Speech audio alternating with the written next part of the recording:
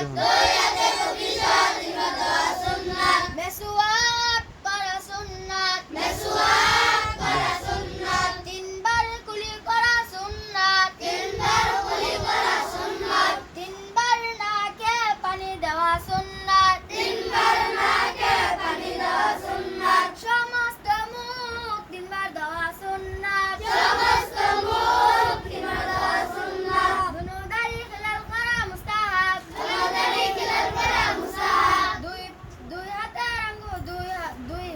দুই হাতের কোন ইশারা? দুই হাতের কুনিশা তিনবার দেওয়া সুন্নাত। দুই হাতের কুনিশা তিনবার দেওয়া সুন্নাত। দুই হাতের আঙ্গুলে হিলাল করা সুন্নাত। দুই হাতের আঙ্গুলে হিলাল করা সুন্নাত। সমস্ত মাথা একবার মাসা করা সুন্নাত। সমস্ত মাথা একবার মাসা করা সুন্নাত। দুই কান মাসা করা সুন্নাত। দুই কান মাসা করা সুন্নাত। গর্দান মাসা করা মুস্তাহাব। গর্দান মাসা করা মুস্তাহাব। দুই পা টাকনু সহ তিনবার দেওয়া সুন্নাত। দুই পা টাকনু সহ তিনবার দেওয়া সুন্নাত।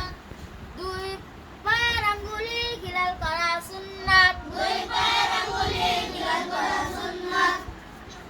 উযুর শেষে দাঁড়িয়ে কালিমায়ে শাহাদাত বলা মুস্তাহাব। উযুর শেষে দাঁড়িয়ে শাহাদাত বলা মুস্তাহাব। কালিমা শাহাদাত সবাই পারেন না? বলেন।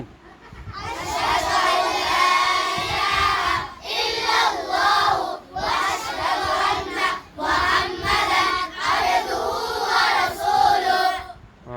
এই কালিমা শাহাদাত সবাই পড়বেন তো? আমরা শিখলাম, এখন আমল করার দরকার নাই। যে ব্যক্তি কালিমা শাহাদাত পড়বে ওযু শেষে, তার জন্য জান্নাতের 8টা দরজা উন্মুক্ত খোলা থাকবে। সে যেই দরজা দেয় ইচ্ছা সেই দরজা দিয়ে জান্নাতে প্রবেশ করবে।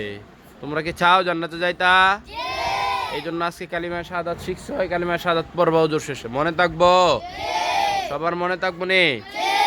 কে কে কার কার মনে থাকবো? ইনশাআল্লাহ আমি সবার আগে জান্নাতে যেতে চাই। সবসময় পড়বা। এই এলেম শিখার উদ্দেশ্য হইলো আমরা যে বিষয়গুলো জানি এই বিষয়গুলোর উপর কি করা? আমল করা। আমরা আমল করবো তো ইনশাআল্লাহ? মনে থাকবো তো ইনশাআল্লাহ?